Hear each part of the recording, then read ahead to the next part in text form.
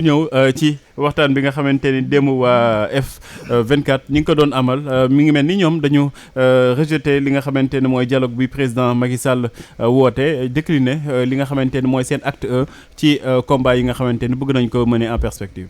waaw xam nga F24 ñu ngi koy tuddee xam nga mouvement des forces vives. oui F24.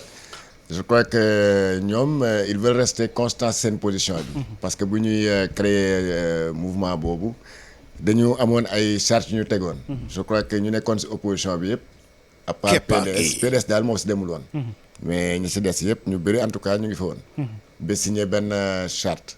donc charte boobu bokk na si boo xam ne moom mënuñu nangu que troisième candidature président Macky Sall loolu bokkoon na seen premier point bi nga xam ne ñoom ñëpp àndoon nañ si donc te charte boobu ñëpp a ko signé woon yaakaar naa. am na si xam gisuma daal wala dégguma koo xam ne daf ko signé ne dama ko signé ak réserve. am na sax ñoo xam ne ñaar loxo la ñu signé. donc bu ñu demee tey nag ba ñu woo leen si ab dialogue bu ñu waxee ne ñun de mënuñu dialoguer si loo xam ne xamuñu ko amuñu terme de référence yi. te surtout que ñun dañu am point bi nga xam ne moo ñu soxal mooy troisième candidature du président de la République ñun mënuñu bokk si dialogue. donc foofu tamit mën naa leen a comprendre. il est vrai que am na si ñoo xam ne newoon nañ fa comme ñoom Khalifa Sall demoon nañu. kooku moom bokkoon na si ñi teewoon foofu ñoom Habib Sy nga xam ne moo jiite Yewwi Askan Wi ñoom ñu ngi fa woon mais apparemment Khalifa dafa jël benn position boo xam ne bokkul ak position nga xam ne mooy position F24. loolu nag mooy coow li fu mu nekk nii léegi gis naa sax gars yi commencé di ko kaañoo si réseaux sociaux yi parce que forum bi la nga xam ne moom la Barthélémy Diaz convoqué. en tant que maire de Dakar. oui. gis naa ñu muy saafanteeg président Macky Sall yemuñu si ay joxante loxo dañoo defante ay mbëkkante carrément. kan ci. kii Khalifa Sall. Khalifa Sall ak Macky Sall. waaw yemuñu si ay joxante loxo de. vraiment dañoo accolade carrément. de telle sorte que gars yi sax dinañu yaakaar ne dialogue bi commencé na avant l'heure. waaw loolu rek jar na waxtaan. parce que gis naa fa Habib Sy bon.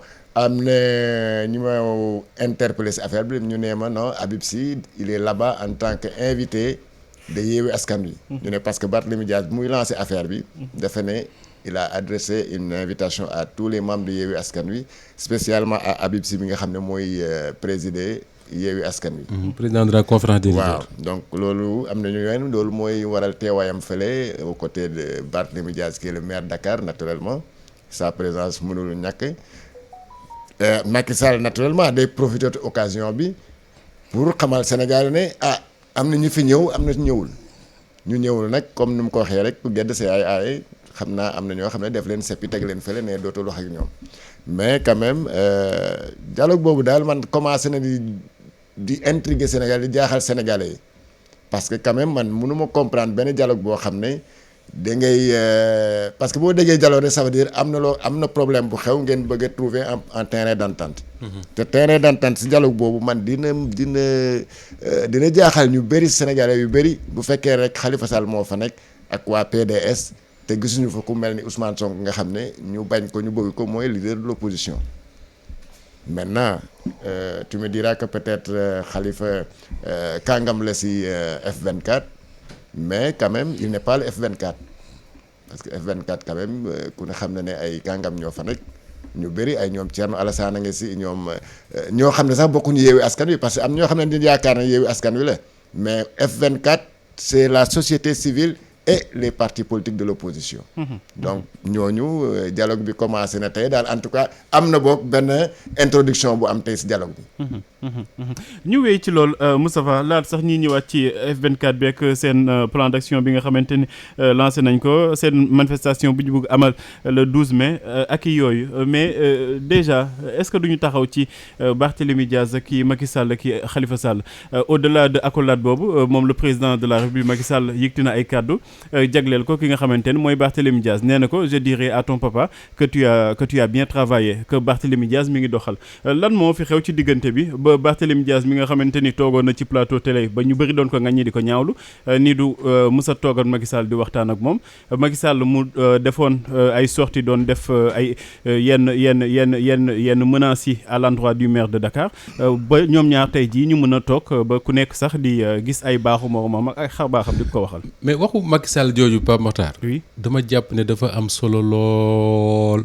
te nañ ko ci sant sax finalement xam nga lu tax. oui parce que Sénégal dafa bari ay maire tappalekat yoo xam ne ay nit dañuy dajaloo.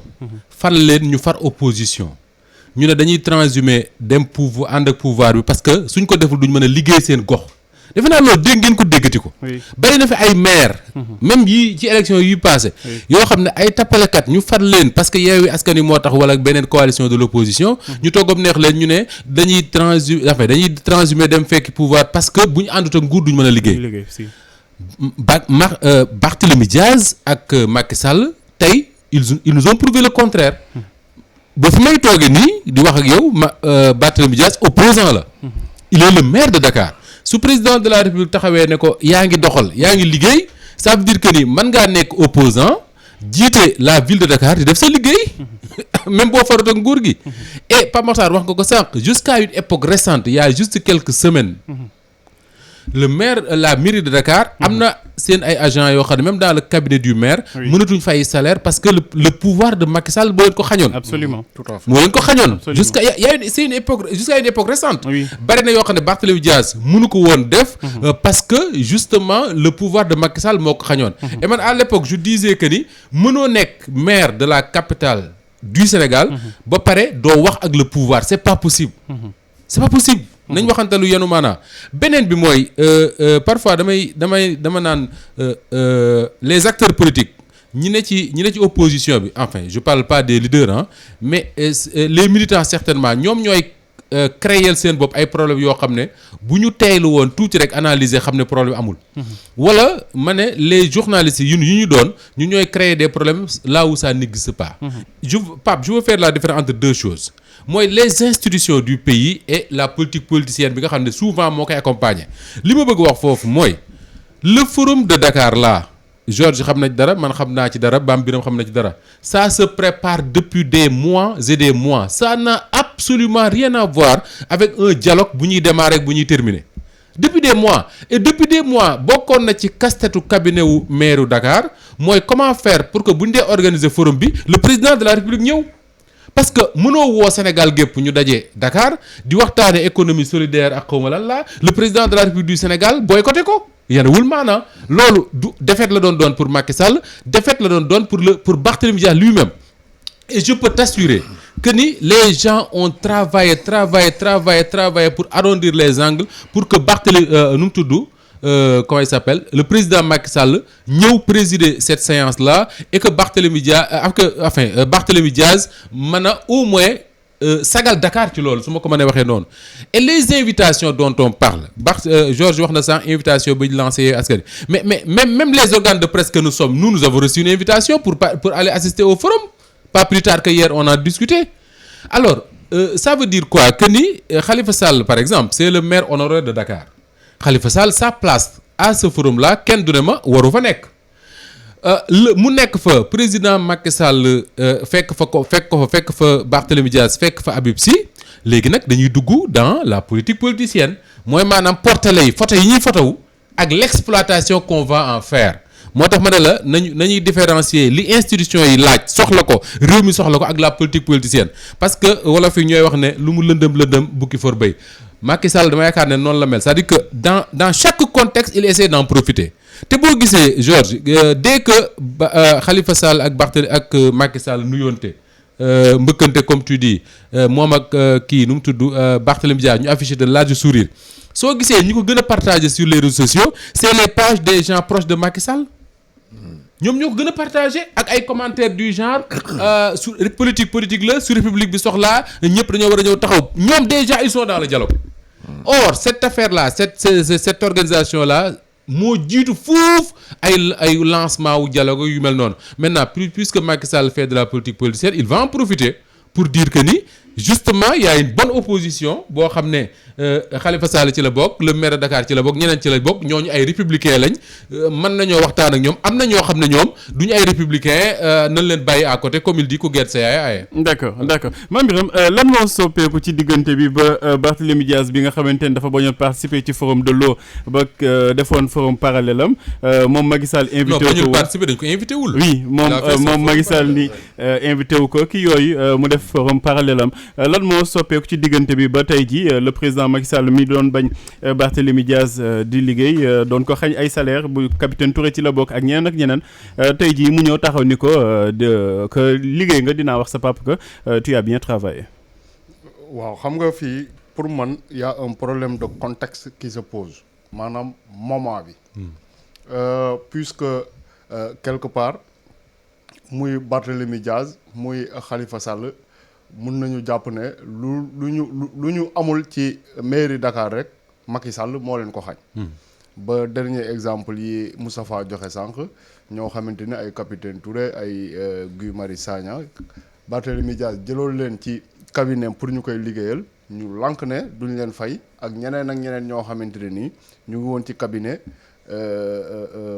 Barthélémy Dias boobu xam nga fi mu toll nii dañoo nekk ci maanaam ci wàllu naxante tey Barthélémy Dias jàpp na ne pour mu continuer di nekk député ak maire ci Macky Sall la des puisque suba bu Cour suprême confirmer condamnation bi nga xamante ni def nañ ko en appel le lendemain Macky Sall mën na éliminer Barthélémy Dias ci ñaari poste yooyu mun na ko ci génne seulement Barthélémy Dias problème bi pour man li ma xalaat mooy que moom dafa jàpp ne ci Macky Sall la des pour ñu jëlee ko mairie Dakar nangu poste député alors que bu doon tey dem nañu ba loolu am maanaam Cour suprême confirmé na verdict bi ñu ne le président Macky Sall jël na décision comme nu mu defoon na Khalifa Sall daal di radier Barthélémy Dias de l'Assemblée nationale ba pare révoqué ko de son poste de maire de Dakar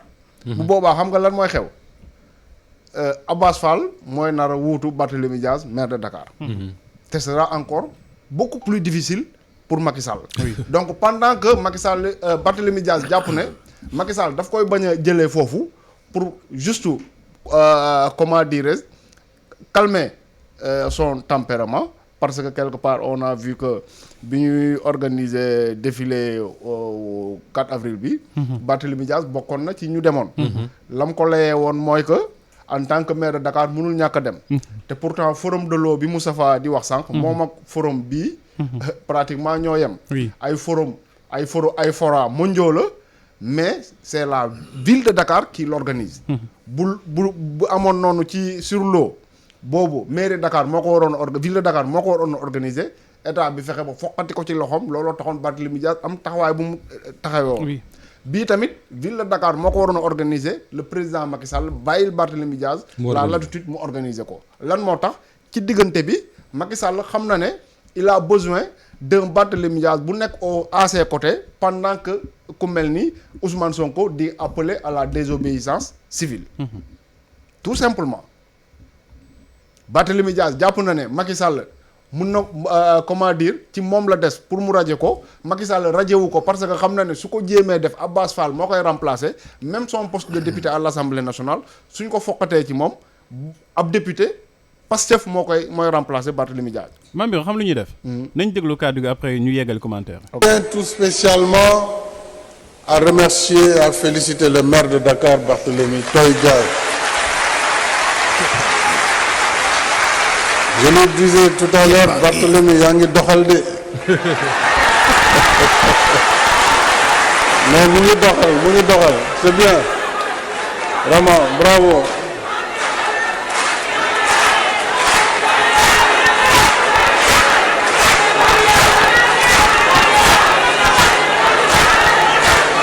Et comme disait l'autre, je dirais à ton papa Jean-Paul, qui est avec moi, que ton fils a bien travaillé. aja Mame Birame dégg xam nga nañ ni kàddu Barthélémy Dias su ko gëmee daa bëgg a nax boppam rek. parce que moom pour mu liggéey. ba def ay résultats yoo xamante ne nii président Macky Sall dina taxaw di ko saluer. il aurait fallu avant ñu bàyyi ko mu def liggéeyam boobu. est-ce que loolu am na. déedéet amul. exemple bi Khalifa Sall la Khalifa Sall moom ci lu ñu commencé mooy aménagement place de l'indépendance. oui Khalifa Sall bu ko def en tant que maire de Dakar. Macky Sall nangu ko ci loxoom. parking souterrain. très bien mu def benn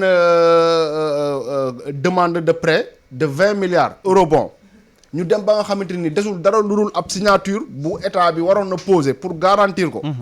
ñu foog ñu lànk ko bañ. c'est vrai.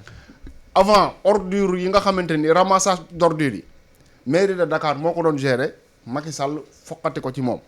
donc bu demee ba rajo ko révoqué ko de son poste de maire de Dakar loolu la mujjee def. loolu la mujjee def te je rappelle que Khalifa Sall mu ngi nekk maire de Dakar en 2009 donc bien avant que le président que Macky Sall ñu fal ko président de la République. moom la ñu njëkk a fal. oui te bañ ko falee entre 2009. ak 2012 maanaam avant président Macky Sall di ñëw au pouvoir am na beaucoup de ces éléments dont Abdou Mbow yoo xamante ni Khalifa Sall moo leen jëloon à Dakar mairie de Dakar ñu koy liggéeyal. pour tout simplement dire que Khalifa Sall dafa yàgg a jàppale Macky Sall falu avant moom sax muy falu te ba mu accès teewu ko mu xeex ko sur tous les plans ba fu mu mujjee mooy nangu poste maire de Dakar. ci diggante bi ñu ne Soham El Wardini ñëw na liggéey na fa am na lu mu fa def. Barthélémy Dias ñëw nekk lieutenant de Khalifa Sall. d'accord ci même condition yi moom tamit la liggéeyee jusqu'à présent. xanaa tey ci seen forum bi la ñu commencé jubóo ba Macky Sall di naan il a bien travaillé.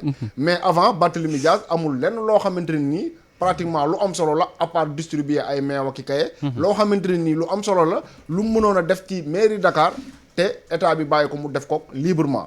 donc bu président ñëwee dinaan ko ay je dirais à ton père que tu as travaillé ay waxu politicienne la te xam naa ne Barthélémy Dias moom bu nekkee ne dafa jàpp ne ce président Macky Sall lu muy wax noonu gëm na ko c'est parce que il ne comprend absolument rien de la politique. d'accord fii li fi xew fi mu toll nii mooy. oui contexte bi. oui contexte bi Macky Sall il a besoin. de wane ne waa Yewwi am na si ñoo xamante ne nii. ànduñu ak Ousmane Sonko ci désobéissance civile boobu parce que Ousmane Sonko démb dernière publication bu mu def il appelait à la démission du président Macky Sall. bu muy bindee poste en soutien à Mimi Touré. Mimi Touré oui. dernière phrase bi mooy il faut se mobiliser pour la démission de Macky Sall. yow ngay woote démission président Macky Sall xëy la lendemain ñi nga xamante ni jàpp nañu ne yéen a ŋànk Yewwi Askan Wi taxaw di accolade président ak yooyu. image bu muy renvoyer auprès de l'opinion mooy que Ousmane Sonko li muy woote même waa Yewwi ànduñu ci ak moom. kon isolé bii nga xamante ni Sonko mi ngi ko doon wax. dañ ko nekk di ko kii jëmmal. di ko confirmer en quelque sorte. léegi nag opinion bi ñoom lan la ñuy jàpp parce que Khalifa Sall nee na quelque part sax ñenn ñi xëy na dañ koy tooñ di naan ay il a trahi Yewwi Askan Wi et tout ça. man jàpp ma ne c'est de la trahison. d'accord li ma gën a gëm mooy. d'accord Khalifa Sall ce n'est pas un combattant. Khalifa Sall nekkul koo xamante ne nii mën na affaire yi métti mu ne day def front wàcc ci mbedd yi xataraayu bu doon loolu la du ñu ko jàpp en tant que maire de Dakar pendant je ne sais combien d'années te Dakar dara yëngatuwu fi. loolu ça a montré que même bu nekkoon am noonu na benn force tollul fenn foo xamante ni dina jaral nit ñi ñuy wàcc ci mbedd mi di ko ñàkkante. pour ñu libérer ko tout simplement. d'accord Georges Nesta tey nan ngay jàngatee développement yu récent yi xew ci actualité politique Sénégal tey ñoo xamante ne dañ doon tamante dëmm ñooy taxaw di tàggante di waxante ay wax yu rafet yu baax di reconnaître méritu moromam lan la contexte bi Mame Birame wax moom moo ñëw que président Macky Sall dafa nekk ci logique gu isolé benn kii ñu mën a jàppee principal adversaire am wala tout simplement ay mbiru république la rek du leneen ñun ñoo koy jox yenn connotation yi rek. bon am na yoo xam ne mbiru république la am na yoo xam ne bon contexte bee ko waral. li nga xam ne mooy peut-être mooy mbiru république si acte yu ñu posé depuis le 4 avril mooy la présence de Barthélémy Dias si défilé bi. loolu c'était un acte relevé de la république. lui en tant que premier magistrat de la ville de Dakar défilé bi di tenir ville de Dakar naturellement il doit être présent parce que yeneen maires yi nga xam ne ñoo nekk ci région yi comme par exemple Ousmane Sonko bu fekkoon ne keroog wér-gu-yaramam may na ko mook gouverneur bi ñoo waroon a présider le défilé à Ziguinchor. ainsi de suite dans toutes les capitales régionales donc c'était tout à fait normal que moom mu ñëw teew fa c'est même à la limite dire que moom mooy organisateur bi en dehors de l'armée. Alors sur ce forum là xam nga forum bi ni mu tudd le forum s'appelle Forum mondial de l'économie solidaire et sociale. Tu sais qu'il y a un ministre qui s'appelle qui porte c'est le même portefeuille. Oui. Mooy Victorine Ndeye. Oui. Mooy ministre de l'économie sociale et solidaire. Oui. Donc xam naa certainement que donc bu fekkee ne Barthélémy Diaz en tant que maire de Dakar mooy recevoir certainement le maire le ministre là Victorine Ndeye aurait pu l'organiser comme le temps du forum de l'eau. Mais pour éviter affaire boobu dissension boobu am ministre de l'eau organiser fii seen forum moom mu organiser aussi son forum loolu je crois que ce serait le contexte aujourd'hui ne s'y prête pas. bu ko defoon Macky Sall du mën a am lu mu bëgg lu mën a am lu mu am tey maanaam la présence nu mu tudd sax ay sanante fleurs yu ñu am lu mu def ak Barthélémy ay accolades yu mu def ak Khalifa Sall. parce que bu ñu continué woon cette confrontation boo moytul Victorine Ndeye ministre de l'économie solidaire ak sociale day organiser fii son forum Barthélémy en tant que maire Dakar def comme nu mu defoon au forum de l'eau te bu boobaa contexte bi xaajaloo day am dialogue bi commencé di fissuré wu. donc naturellement Macky Sall va faire des concessions d'ici le dialogue bu ñuy téye date bi Macky Sall fera toutes les concessions maanaam affaire yu bëri nekk bàyyi mu sedd pour en tout cas convaincre nit ñi ñoo xam ne c'est les je ne dirais pas que c'est les mais est-ce que Macky Sall kese mooy bàyyi mu sedd est-ce que aussi du am si ku jegi ñoo xamante ne dinañ bàyyi aussi. waaw ñoo xam ne par exemple seen intérêt nekk na si waxtaan bi si dialogue bi. effectivement bu ñu leen tendre la perche dañ ne kon waa baax na comme fu mu nekk nii tey Barthélémy Diaz ak comment il s'appelle Khalifa Sall ak même le président de la conférence des leaders Habib Sy ils ont maintenant de bonnes raisons pour dire comme ça waaye ñëwoon ne bu ñu organiser forum bi on va lui rendre la politesse bu ñu woowee si dialogue bi dañu dem déglu ko maintenant encore une fois dina am ñoo xam ne les plus radicaux ils vont opposer en tout cas à Macky Sall la signature le pacte qu'ils ont signé au niveau du F24 te loolu kenn du leen si mën a wax dara parce que quand même mënoo signer devant la société civile devant certains partis politiques par ne ñun balaa ñuy waxtaan ak diw mënuñu waxtaan parce que waxtaan bi yëpp lu ñu siy wax mooy lan peut-être essayer de dire aux uns et aux autres léegi pour jàmm am si réew mi pour stabilité am si réew mi nañu bàyyi ku nekk jour de ses droits ku nekk jour de ses droits mooy lan na Macky Sall nekk candidat te loolu la F24 di bañ a dégg donc dialogue bi déjà problème bi loolu mooy le point d'achoppement du dialogue maanaam loo xam ne mur boobu mënuñu ko franchir am na ñoo xam ne peut-être nañ dem waxtaani naturellement comme Khalifa Sall bi nga wax moom nee na dina dem moom l'essentiel na bokk rek mu nekk comme ni ko booyee di waxee dugg Khalifa Sall dafa dugg tàngane ne comme mbuur ak soow ngay lekk wala pain mu ne nan daal naa ndekki rek waaw quel que soit le plat qu'on va lui servir donc moom aussi situation boobu la tollu instant yi quel que soit dialogue bi lu mu naree jur wala quel que soit dialogue bi quel que soit les termes de référence moom jàpp na terme de référence bu boppam ba pare mooy l'essentiel naa bokk rek loolu nag bon naturellement am na ñoo xam ne comme ni ko Mame Birame di ko rappelé pour Ousmane Sonko waxatul sax Macky warul bokk si élection bi mais nañu liggéey pour sa démission mu bàyyi kon xam nga loolu c'est déjà un dialogue de sourds. d'accord voilà. Moustapha oui non xam nga man pour man li am solo man encore une fois je dis pas que ni le président Macky Sall nee na Barthélémy Dias tu as bien travaillé que Barthélémy daf koy gëm wala boog Dakar waaye dañu war a gëm ne Barthélémy a bien travaillé ce que j'ai dit mooy ñun ñëpp dégg nañ fii budul benn du ñaar ay maire ci réew mii ñu naan il faut ma transhumer dem ànd ak pouvoir parce que su ma ànd ak ma du ma mën a liggéey li ma bëgg a liggéey dégg ngeen ko wala déggu leen ko mën naa la citer kenn jara voilà léegi le fait que le président de la République wax ne un maire opposant tu as bien travaillé mais ça veut au moins dire que ni moom xam na ne mën nga nekk opposant nekk maire di liggéey kaddu Macky Sall ban valeur la am non je juge pas kaddu Macky Sall je dis le fait que mu wax ko ça veut dire que ni ñu doon wax ne bu ñu transhumé dem ci moom du ñu mën a liggéey il leur dit que ni mën ngeen a toog fa ngeen toog di liggéey mais loolu xel mën naka nangu muy benn ñaareel ba encore une fois Barthélémy Dias va parler il va parler d'après les informations que j'ai, il va bientôt parler. Il va dire lui-même comment le forum s'est organisé et tout, il va le dire. Ses positions politiques, il va les exprimer. Mais dama ne li am solo mooy Barthélémy Dias c'est le maire de Dakar. Man waxoon naa fii ne tu peux pas être maire de Dakar. ñu ne Dakar accueille le défilé national nga ne parce que Yewwi Askan Wi boycotte le défilé man le maire de Dakar j'y vais pas yan wul maana. De la même manière tu organises le forum mondial sur l'économie solidaire et sociale. Adduna bi war a daje Dakar le président de la République du Sénégal bi yeewoo ci Ndakaaru gi nga am possibilité mën a ñëw ci forum bi ñu ne du ñëw. wala bu ñëwee ñu ne le maire de Dakar bu mu ko accueillir wala bu ko accueillir na fas kanamam enfin il faut arrêter quoi yooyu yenuwul maanaam. Maintenant ça ce que je dis là pour man n'a rien à voir avec l'exploitation politicienne qu'on fait de ces images-là. Parce que image yooyu Khalifa Sall ak accoladam Habib Sy ak sourire Barthélémy Dias qui affiche ses 32 dents mais les gens vont tout de suite sortir ces images-là et le risque pour l'opposition c'est que ils vont entrer eux-mêmes dans le jeu du pouvoir.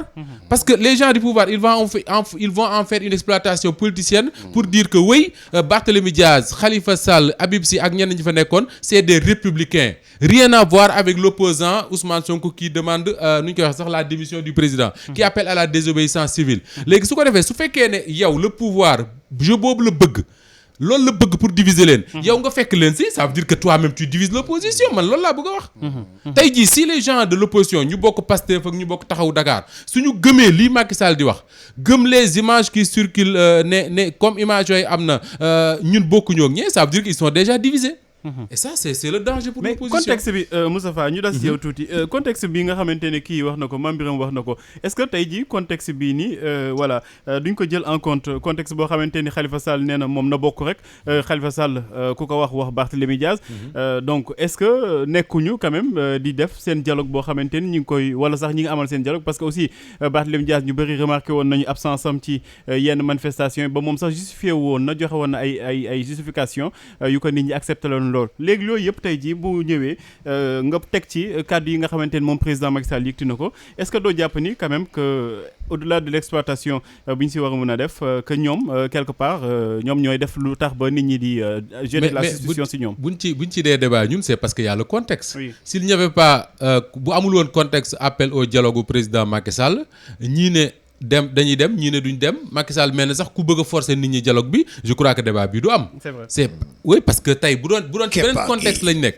Khalifa Sall ak Habib Sy ak Barthélémy Dias dajeeg Macky Sall tey ci forum bi. duñ toog fii di ci débattre parce que dañ naan c'est normal dans une république. Mais ci contexte bi ñu nekk moo tax ñu toog di ci débattre. te contexte boobu man foofu laay waxee c'est-à-dire que foofu le président Macky Sall nekkee ku comment le dire ku mbong.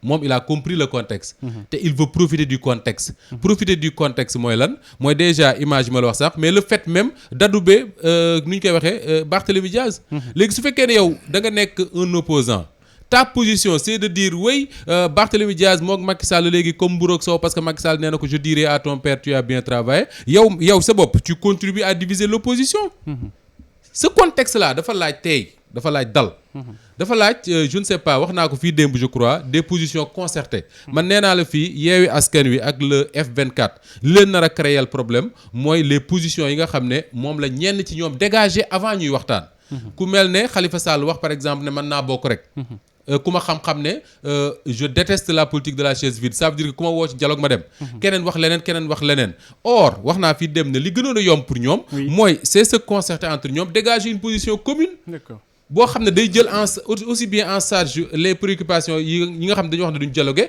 ak préoccupations yi nga xam ne dañu bëgg a dialoguer parce que dañu bëgg ñu waxtaane lii su boobaa division du am.